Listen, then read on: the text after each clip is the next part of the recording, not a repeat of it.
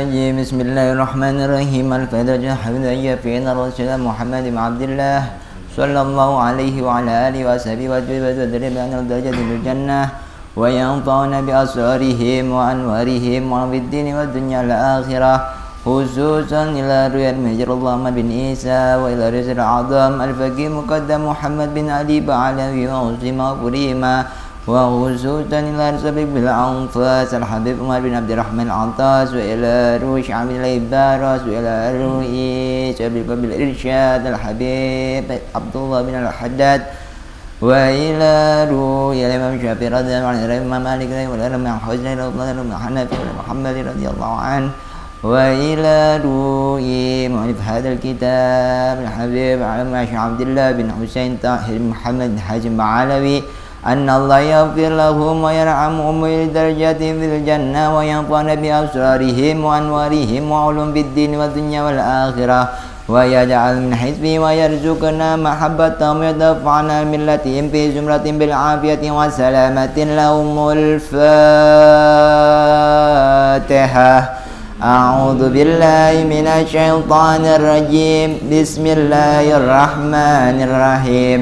الحمد لله رب العالمين الرحمن الرحيم مالك يوم الدين إياك نعبد وإياك نستعين اهدنا الصراط المستقيم صراط الذين أنعمت عليهم غير المغضوب عليهم ولا الضالين.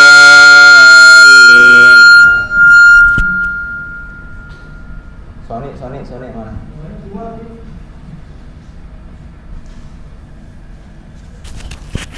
Bismillahirrahmanirrahim. Nawaitu ta'alluma wa ta'lima wa tadhakkura wa tadhkira wa naf'a wal intifa'a wal ifadata wal istifadata وليس على التمسك بكتاب الله وسنة رسول الله صلى الله عليه وسلم والدعاء إلى الهدى والدلالة على الخير ابتغاء مرضاته وقربه وثوابه وحسن الخاتمة مع اللطف والعافية والصلاح العاقبة. أعوذ بالله من الشيطان الرجيم. بسم الله الرحمن الرحيم. ربي اشرح لي صدري ويسر لي أمري واحلل عقدة من لساني يفقهوا قولي ربي زدني علما وارزقني فهما آمين آمين يا رب العالمين. قال المؤلف الكتاب رحمه الله تعالى ونفعنا به وبعلومه في الدارين آمين. بسم الله الرحمن الرحيم. فصل يجب على كل مسلم حفظ إسلامه وصونه عما يفسده ويبطله ويقطعه وهو الردة والعياذ بالله تعالى. وقد كثر في هذا الزمان التساهل في الكلام حتى أنه يخرج من بعضهم ألفاظ تخرجهم عن الإسلام ولا يرون ذلك ذنبا فضلا عن كونه كفرا. Alhamdulillah wa syukrillah wa salatu wassalamu ala rasulillah Muhammad ibn Abdullah sallallahu alaihi wa ala alihi wa sahbihi wasallam. Alhamdulillah, pada malam hari ini kita masih diberikan nikmat oleh Allah Subhanahu wa taala, diberikan akal yang sehat, akal yang sempurna dalam rangka menimba ilmu agama. Langsung saja ila ayugol. Faslun yajibu ala kulli muslimin hifdhu islamihi. Setelah Syekh Musannif menerangkan kepada kita tentang masalah keimanan di pembahasan yang kemarin, yakni yang namanya iman ini memiliki syarat dan rukunnya. Sebagaimana perintah-perintah Allah yang lainnya seperti sholat, puasa, zakat, haji dan umroh memiliki syarat dan rukunnya. Masalah keimanan pun ada syarat dan rukunnya. Maka perlu kita ketahui ketika ditanyakan syaratnya iman apa, maka jawab kemarin bahwa mukallaf, yakni orang-orang yang masuk dalam kategori mukallaf, yakni orang akil, baligh, salamatul hissi, dan yang terakhir bulughud dakwah. Itulah syarat jadi orang yang beriman. Setelah memenuhi syaratnya, tidaklah seseorang itu dinyatakan akan keimanannya kecuali terkumpul pada dirinya, yakni rukunnya iman. Sebagaimana yang telah kita ketahui bahwasanya rukun iman itu ada berapa? Ada 6. Yang pertama iman kepada Allah Subhanahu wa ta'ala. Yang kedua iman kepada para malaikat-malaikatnya Allah. Yang ketiga iman kepada kitab-kitabnya Allah. Yang keempat iman kepada para rasul-rasulnya Allah. Yang kelima iman kepada yaumil akhir. Dan yang terakhir, yang keenam, iman kepada qada dan qadar khairihi wa syarrihi minallah. Adapun di penjelasan keimanan yang pertama, keimanan tentang Allah Subhanahu wa ta'ala, maka memiliki caranya sendiri, maka memiliki aturannya sendiri. Tidak cukup hanya bermodalkan keyakinan saja tanpa didasari dengan pengetahuan. Ada pengetahuannya bagaimana cara kita beriman kepada Allah.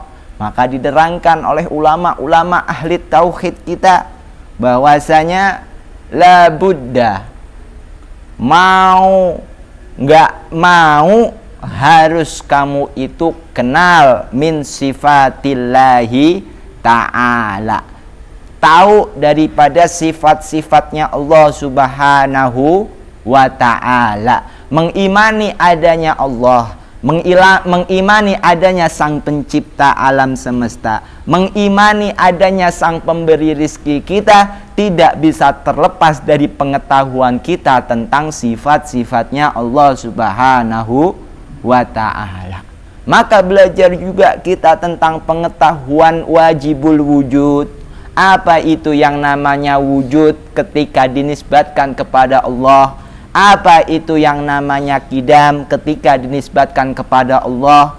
Apa yang namanya baqa ketika dinisbatkan kepada Allah? Sampai sifat mutakaliman ketika dinisbatkan kepada Allah Subhanahu wa ta'ala. Bimakna ish, punya makna apa? Disitulah tuntutan untuk kita mengetahui ilmunya. Maka dari arah situ terpenuhilah daripada rukun iman yang pertama, iman kepada Allah Subhanahu wa ta'ala. Kemudian yang kedua, iman kepada para malaikat-malaikatnya Allah.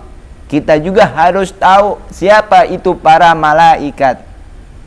Malaikat adalah makhluk yang Allah Ta'ala ciptakan yang tidak memiliki nafsu.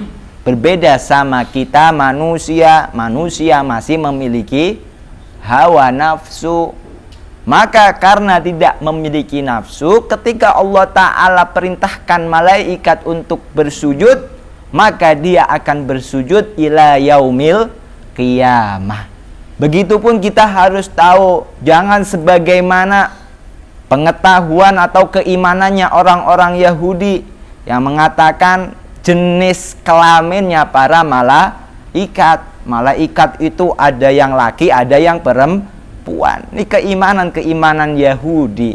Karena di dalam ajaran Islam sendiri bahwasanya malaikat itu bukanlah yang memiliki tipe kelamin.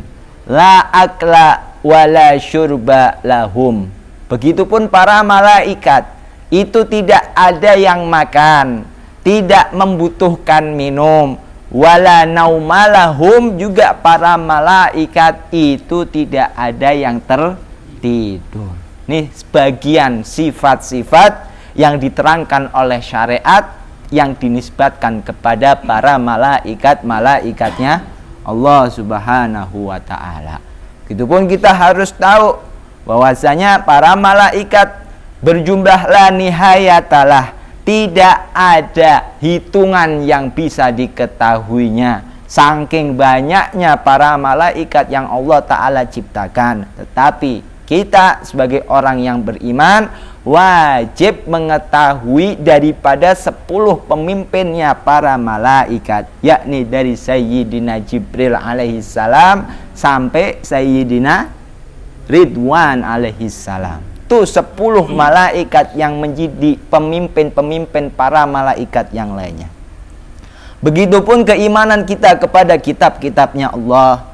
Kita beriman, kita membenarkan bahwasanya Sang Pencipta alam semesta ini sudah menurunkan daripada kitabnya yang dititipkan kepada utusan-utusannya, berupa wahyu ilahi, petunjuk-petunjuk bagi umat manusia di dalam menjalani kehidupan dia di dunia.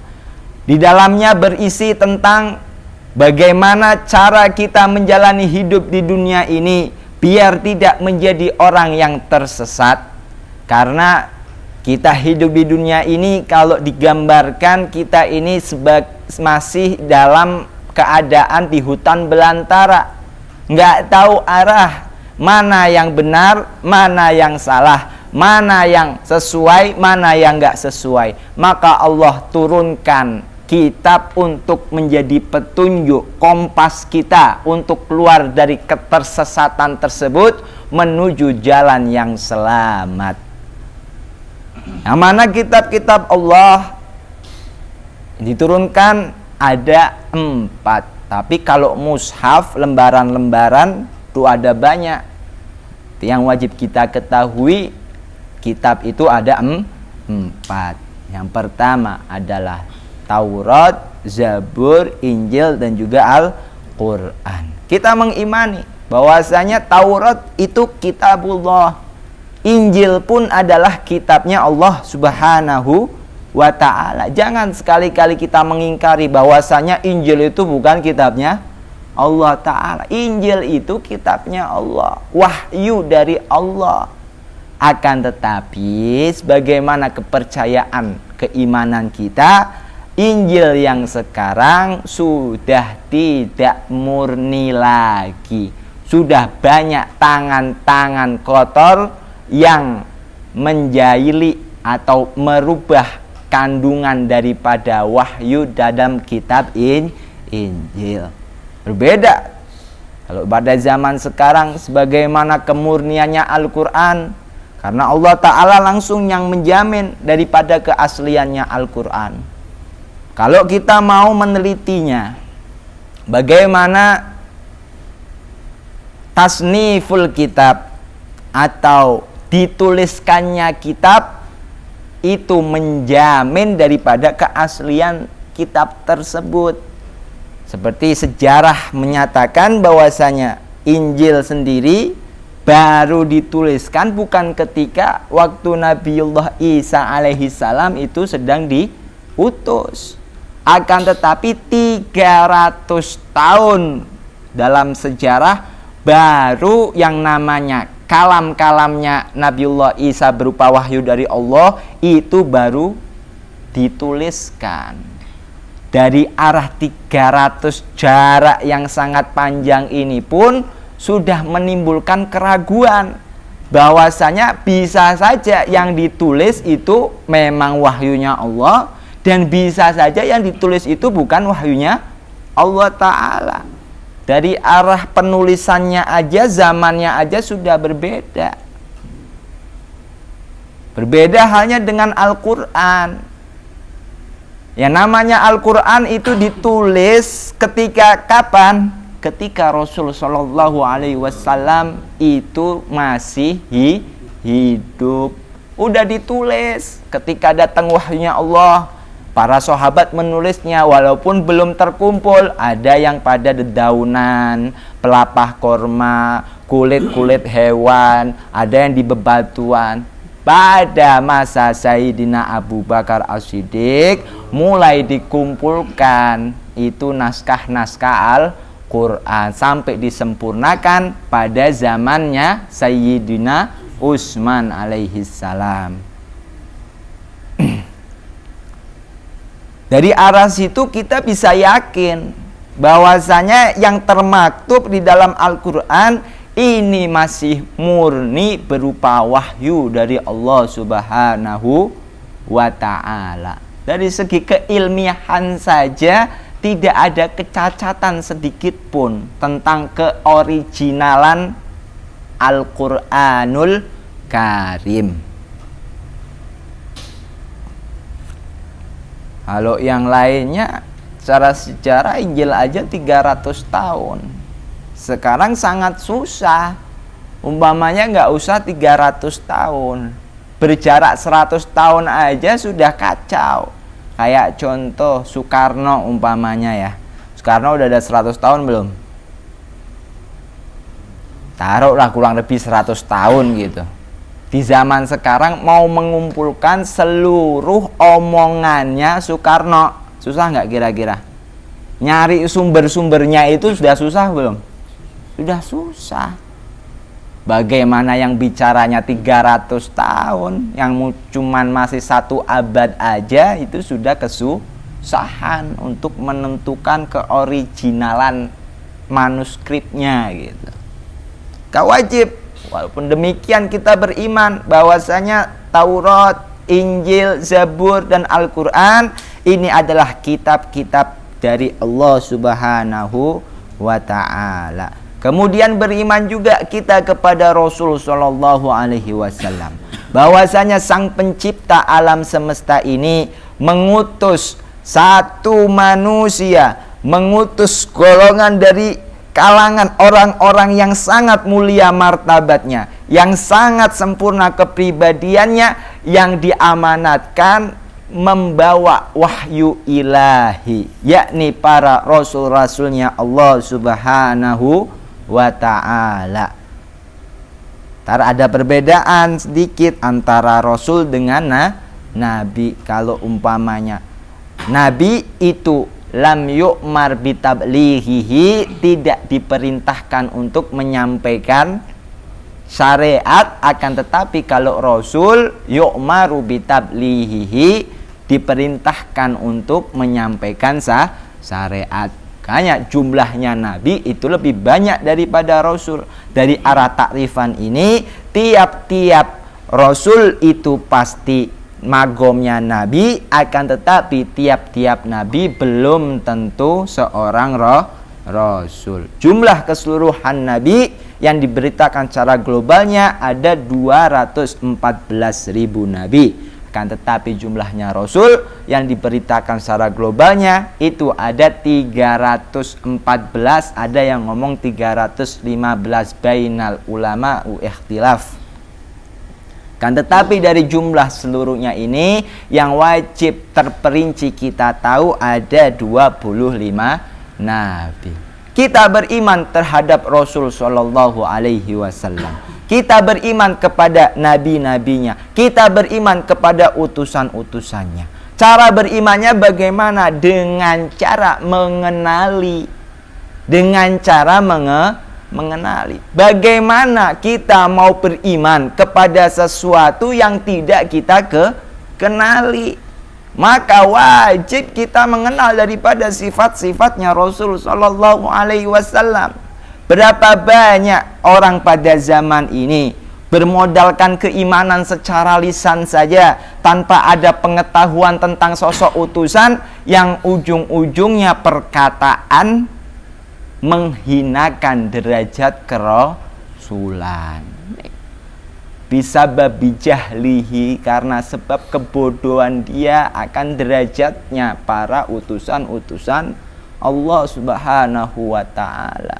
Sebagaimana kebiasaannya orang-orang Bani Israel, paling hobi dari zaman dulu itu melecehkan derajat kenabian. Makanya hati-hati kita di dalam mendengarkan kisah-kisahnya para nabi-nabinya Allah, para rasul-rasulnya Allah. Kalau kisah tersebut bersumber dari dalam Al-Quran, itu pasti benarnya. Itu pun kalau umpamanya ada ayat-ayat yang bertentangan dengan kaedah Allahumma shalli Muhammad ismatir rasul, itu ayat harus ditakwilkan, ataupun bisa juga metode tafwid, kita menyerahkan maknanya kepada Allah Subhanahu wa ta'ala. Hati-hati kita mendengar cerita-cerita Nabi. Pokoknya jangan sampai kita mendengar cerita Nabi yang ujung-ujungnya kita berprasangka satu kehinaan yang dinisbatkan kepada nabi-nabi. Itu bisa bahaya. Kemudian yang kelima, beriman pula kita kepada yaumil akhir, bahwasanya alam dunia ini ada ujungnya. Alam dunia ini ada tepinya. Tepinya apa alam dunia ini? Yakni yaumil qiyamah. Ada hari dihancurkannya seluruh alam semesta. Kita mengimani akan adanya hari tersebut. Kemudian yang keenam, kita mengimani pula tentang qada dan qadar khairihi wa syarrihi minallahi ta'ala. Sebelum kita dilahirkan ke dunia ini pun, semua takdir nasib kita itu sudah ditentukan oleh Allah Subhanahu wa ta'ala. Maka jangan sekali-kali kita hidup di alam dunia ini dengan melupakan ketetapan yang dinisbatkan pada diri kita. Sampai-sampai orang berputus asa umpamanya. Jangan. Mau bagaimanapun juga, kok begini banget ya nasib saya ya. Ini Allah Ta'ala enggak adil nih kalau begini. Yang namanya adil enggaknya itu nisbat kepada makhluk.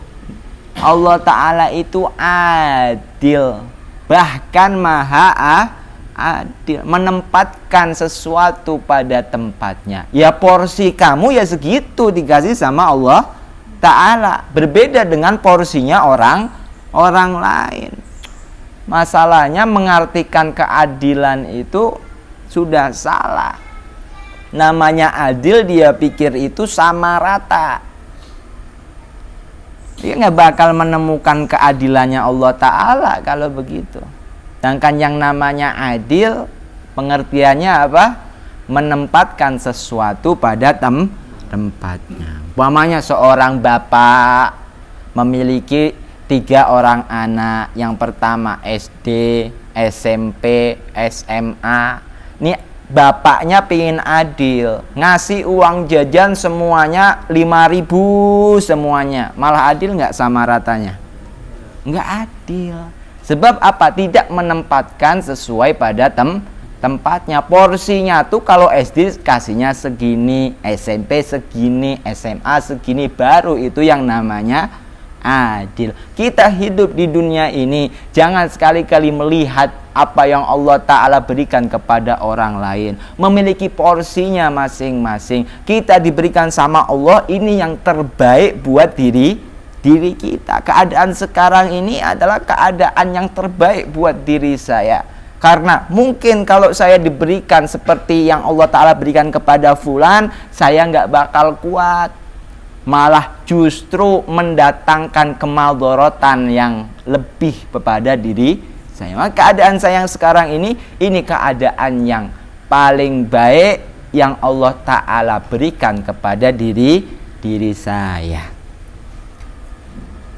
Setelah kita membahas tentang rukun-rukunnya iman, sudah resmi menjadi orang yang beriman karena syarat dan rukunnya itu terpenuhi. Kemudian dilanjutkan faslun, yajibu ala kulli muslimin, wajib bagi semua orang muslim hifdzu islamihi, menjaga keislamannya, wasaunuhu, dan juga menjaga keislamannya, amma yufsiduhu, dari perkara yang bisa merusak keislaman, wa yubtiluhu, dan membatalkan keislaman, wa yaqta'uhu, dan juga memutuskan keislaman. Apa itu? Wa huwa riddah, yakni kemurtatan, naudzubillahi min dalik. Setelah syarat dan rukun keimanan tersebut ada pada diri kita, maka kewajiban setelahnya itu adalah menjaganya. Biar apa? Ini keimanan nggak rusak, ini keimanan nggak batal, ini keimanan nggak terputus. Yakni dari apa? Dari perkara riddah. Jadi seperti orang sholat, setelah syarat sah wajibnya ada, kemudian sholat rukunnya dilaksanakan, Allahu Akbar. Di tengah-tengah dia melaksanakan sholat, wajib menjaganya dari yang dapat membatalkan sholat. Di antaranya apa? Yakni keluarnya sesuatu dari salah satu dua jalan. Sebut aja buang angin umpamanya, dijaga kita ketika sholat biar enggak batal sholatnya, harus menjaga biar enggak buang angin. Namanya menjaga dari apa? Dari perkara yang dapat mengeluarkan kita dari sholat, dari perkara yang dapat merusak sholat kita, dari perkara yang dapat memutus sholat kita. Begitupun yang namanya keimanan. Keimanan pun setelah kita ada syarat dan rukunnya terpenuhi, maka tugas selanjutnya jangan sampai datang perkara baru kepada diri kita yang perkara tersebut dapat merusak keimanan kita. Berupa apa? Ar-riddatu, yakni kemurtatan. Wal iyadzu billahi ta'ala. Kita memohon daripada penjagaannya Allah Ta'ala dari perkara yang namanya murtad. Karena dikatakan di sini, ar-riddatu huwa afhajul kufur wa ahladuhu hukman li'annal murtad la yaqurru bil jislah wa la yu'minu bi khilafil kafir asli. Karena yang namanya dosa kemurtatan itu adalah dosa yang paling besar di dunia ini. Dosa keluar dari agama Islam itu adalah dosa terbesar, dosa terhina yang ada di dunia ini. Dikatakan yang namanya orang murtad sama orang kafir asli itu malah lebih parahan orang yang murtad. Umpamanya ada Bang Alek keluarganya Nasrani, dia lahir dari orang Nasrani, besar jadi orang Nasrani, namanya kafir asli. Umpamanya Zaid orang Islam, keluar dari ajaran Islam, jadi kafir. Kafirnya bukan kafir asli, tapi kafirnya itu kafir murtad. Di dalam pengadilan Allah itu yang paling berat adalah kafir yang murtad. Orang sudah dapat jalan petunjuk tetapi dia tidak mengedahkannya, dia tidak memakainya, sampai dia rela membuang daripada jalan petunjuk tersebut menuju kesesatan yang lebih gelap lagi. Itu lebih parah, naudzubillahi min dalik, daripada dosa tersebut. Sebab kalau yang namanya kafir asli sendiri, kalau di dalam bab fikihnya aja berbeda. Di dalam bab fikihnya aja berbeda. Umpamanya tadi Alek dari Nasrani ketika berumur 30 tahun masuk ke dalam ajaran Islam. Berarti si Alek ini ketika balik sampai umur 30 tahun, sholat apa enggak? Puasa apa enggak? Enggak. Tetapi ketika dia masuk Islam di umur 30 tahun, sholat dan puasanya tidak wajib untuk diqadha. Berbeda halnya dengan orang-orang murtad. Secara hukumnya aja diberatkan sama Allah Ta'ala. Pamannya Bang Zaid Islam, umur 20 murtad, umur 30 tahun masuk Islam lah lagi. Berarti ada masa kemurtadan dia selama 10 tahun dia meninggalkan sholat, puasa dan lain sebagainya. Ketika dia masuk Islam, ibadah yang dia tinggalkan ketika murtad wajib untuk diqadha, wajib untuk diganti. Ini menjadi perkara pemberat bagi orang-orang yang murtad. Ila ayyukal waqad kastada fi hadzal zaman at-tasahulu fil kalam. Saya musonif mengatakan bahkan banyak pada zaman sekarang ini orang-orang yang tidak mengetahui batasan-batasan kemurtatan, sampai at-tasahulu fil kalam, menggampangkan di dalam ucapan dia, hatta annahu yahruju min ba'dihim al-fatuhrijuhum anil Islam, sehingga dia mengatakan suatu ucapan yang dapat mengeluarkan dia dari agama Islam, walau yarawna dzalika dzanban, sedangkan dia tidak tahu kalau perkataan tersebut adalah perkataan yang bisa memurtadkan, bisa mengeluarkan kita dari ajaran Islam. Sebab apa? Sebab dia tidak mengetahui batasan-batasannya. Yang ada di angan-angannya itu yang namanya murtad itu cuman sekedar pindah tempat ibadah doang gitu. Ya kalau biasanya dah saya ibadah seminggu sekali mah Jumat di masjid, karena mulai sekarang saya mau ibadahnya hari Minggu umpamanya di gereja umpamanya.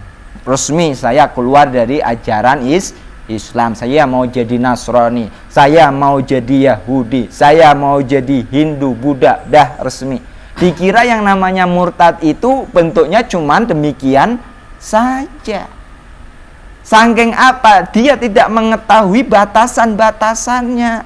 Banyak orang sekarang yang mengira dirinya itu masih dalam keadaan Islam, tapi karena dia tidak mengetahui batasan, hakikatnya dia sudah keluar dari ajaran Islam. Naudzubillah min dzalik. Bahaya, lebih bahaya yang ini. Sebab apa? Kalau orang murtad secara dohiriyah dia ke gereja, masih ada orang lain yang bisa mengingatkan dia. Tetapi kalau murtadnya aja nggak sadar, dirinya sendiri aja nggak sadar kalau sudah murtad, bagaimana orang lain mau mengingatkan? Taunya masih sholat di masjid, taunya masih puasa. Dilihat dari batasan-batasan kemurtatan, dia sudah keluar dari ajaran Islam. Naudzubillahi min dzalik. Penting kita mengetahui batasan-batasan ini. Kemudian wariddatu thalathatu aqsamin. Ketahuilah batasan kemurtatan, batasan keluarnya seseorang dari agama Islam itu salah satu aqsamin, ada 3 bagian. Ada 3 batasan. Yang pertama i'tiqadat, keyakinan yang ada di dalam hati.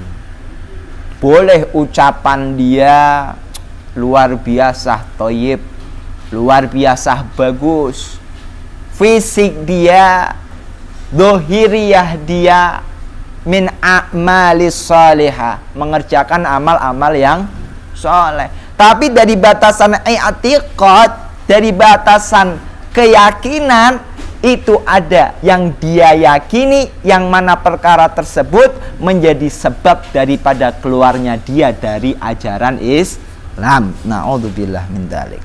Kemudian yang kedua, wa'af'alun, ada kalanya kemurtatan tersebut jalannya itu dari arah pekerjaan atau geraknya fisik kita. Ucapan diam, hati nggak bermaksud, tapi gerakan fisik sudah menunjukkan daripada kemurtatan. Bisa. Dan yang ketiga, wa aqwalun, kemurtatan dari arah ucapannya. Hatinya, keyakinannya tamam, sempurna, rukun, syarat keimanan, syahadat ma'rifatillah wa ma'rifati rasulillah. Tapi karena tidak bisa menjaga lisan dia, lisannya sampai keluar daripada batasan, akhirnya bisa mengeluarkan dia dari ajaran Islam. Walaupun hatinya khalis, walaupun hatinya bersih, walaupun fisiknya sempurna, tetapi ucapan tidak bisa dijaga, bisa mengeluarkan seseorang dari ajaran Islam.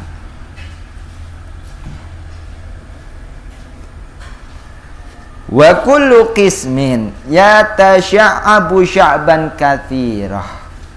Dan tiap-tiap bagian tersebut memiliki penjabaran, memiliki cabang yang sangat banyak. Faminal awali asyakku fillah.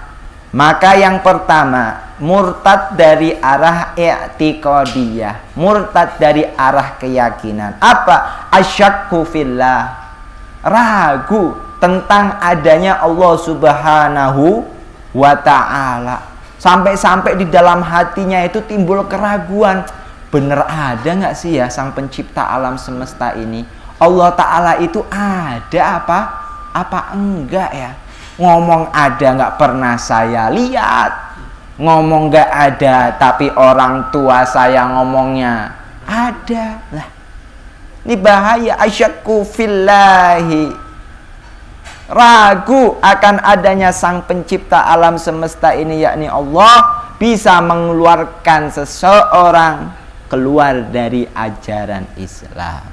Maka orang-orang yang i'tiqadiyahnya ini mengkhawatirkan, masih belum yakin, hakul yakin, belum sampai ke derajatnya orang-orang yang yakin akan kebenaran apa yang dibawa oleh Rasulullah tentang adanya sang pencipta alam semesta dan lain sebagainya, maka buru-buru mengkaji ilmunya, buru-buru mempelajari ilmu tauhid. Biar apa? Yang namanya keraguan tersebut bisa hilang dalam hati kita.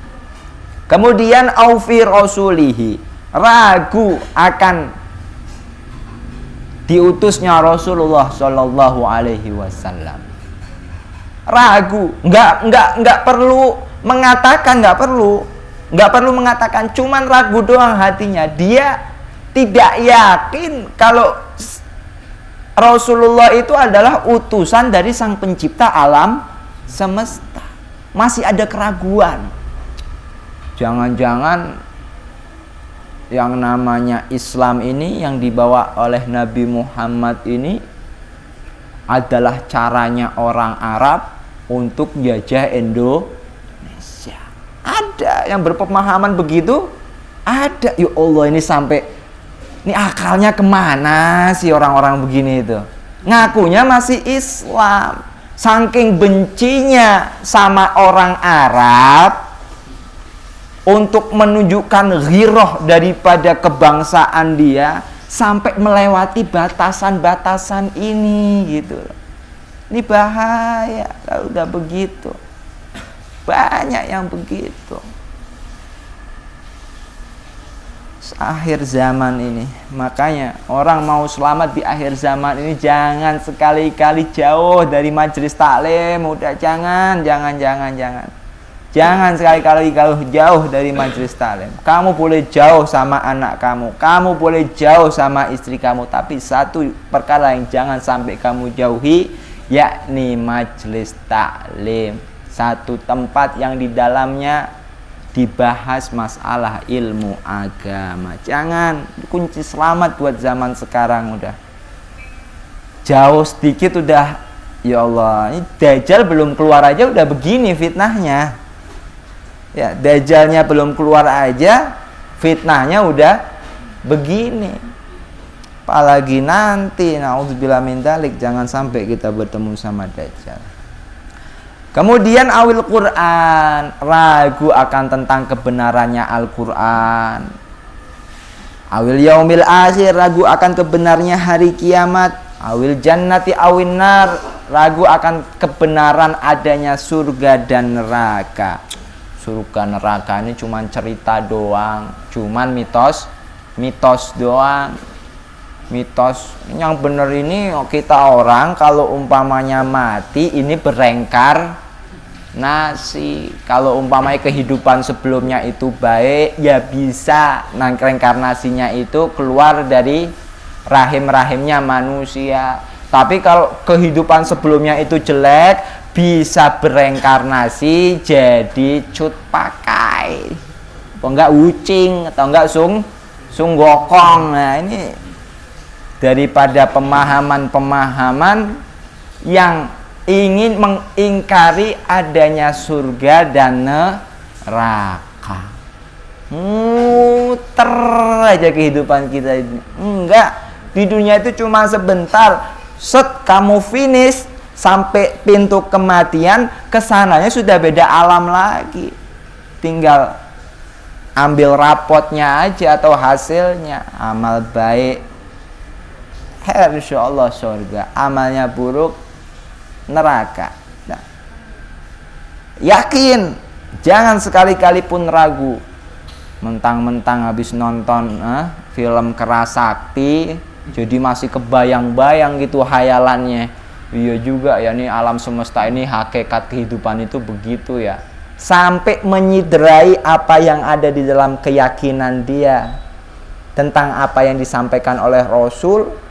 Jadi ragu, ini yang benar yang mana ya? Versinya Nabi Muhammad apa versinya Tom Sancong umpamanya?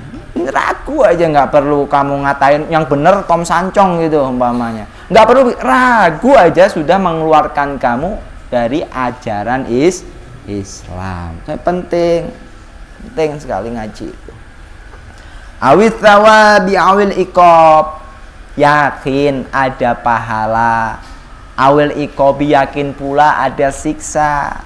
Au nahwi dzalik, atau sebagaimana yang lain-lainnya, mimma huwa majma' alaihi, daripada apa yang telah disepakati oleh para ulama, yakni khobar-khobar samawat. Awi ataqada faqat sifatun min sifatillahi ta'ala alwajibatu lahu ijma'an kala ilmi, ataupun dia mengiktikadkan faqdu sifatin, tidak adanya sifat yang seaslinya itu sifat yang wajib bagi Allah Subhanahu wa ta'ala, ijma'an, secara ijma' ulama. Seperti apa? Kala ilmi, sifatnya Allah Ta'ala maha mengetahui. Kok di dalam keyakinan dia menafikan, meniadakan daripada sifat ini. Udah deh, mumpung gak ada yang lihat nih, ya kan, kamar mandi wudhu sih wudhu, air mah ambil di Allah Ta'ala nggak tahu ini udah. Nah ini bahaya itu. Perkara dari batalnya puasa bisa sampai derajat kemurtatan. Salah sepele bisa murtad kalau keyakinannya, iktikadnya tidak benar. Nah, dah ketelen nih. Allah Ta'ala nggak bakal tahu dah begini-beginian, nggak ngurusin lah, bahaya begitu. Bisa murtad kamu. Mending makan es kelapa muda sekalian, jatuhnya cuman maksiat bahasanya. Udah bab keyakinan yang salah bisa membawa seseorang ke dalam derajat kemurtatan. Bahaya ya. Hanya kalau wudhu yang benar. Wudhu yang benar ya. Jangan nyambi gitu wudhunya, jangan.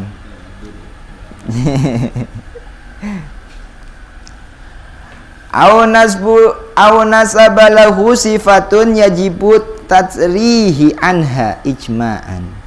Ataupun dia menisbatkan di dalam keyakinan dia satu sifat yang maha bersih Allah Ta'ala dari sifat tersebut. Kok dinisbatkan kepada Allah Subhanahu wa Ta'ala? Seperti apa? Kal jismi, seperti menjisimkan Allah Subhanahu wa ta'ala. Jisim itu apa sih, Beb? Yang namanya jisim itu kalau secara takrif huwa jauharataini, atau sesuatu yang tersusun dari dua jauhar atau dari dua jirim, sesuatu yang tersusun. Seperti apa? Tangan. Ini tangan ini tersusun dari apa? Adanya kuku, adanya tulang, adanya kulit, adanya daging dan lain sebagainya. Ini namanya jisim. Mata ya jisim, telinga. Anggota badan kita ini namanya jisim. Sedangkan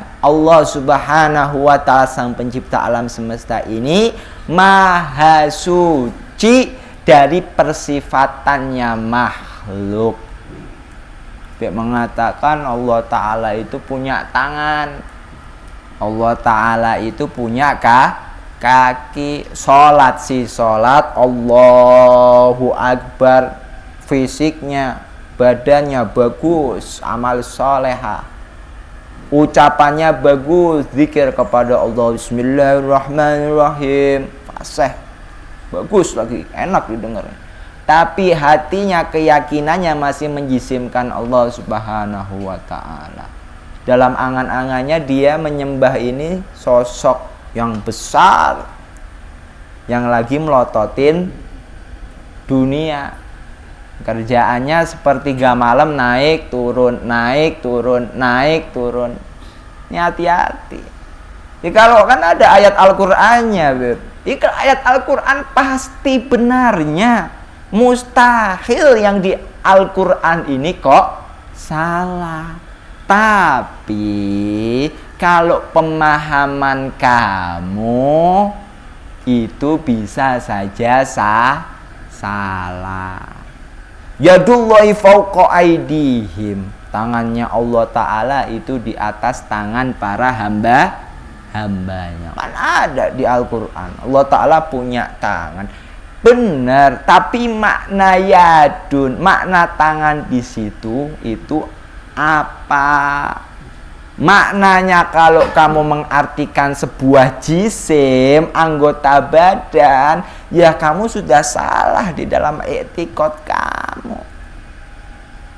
Ya, namanya tangan itu bisa berarti kekuasaan. Tuh. Si Bang Jali tuh yang megang pasar Gembong sono umpamanya. Ngomong megang ini kan tangan kayak gini gitu. Si Fulan tuh tangan kanannya presiden, ya kan, apa terus jahit gitu sama ininya. Kan enggak punya makna lain, bisa bina makna kekuasaan dan lain sebagainya. Jangan kita menjisimkan Allah Subhanahu wa Ta'ala. Berat pasalnya. Sudah bukan ke pasal maksiat lagi, bisa kepada menjurus ke pasal kemurtatan. Naudzubillahi min dzalik. Tapi untuk penjabaran di sini, karena kita orang ini ahli sunnah, bukan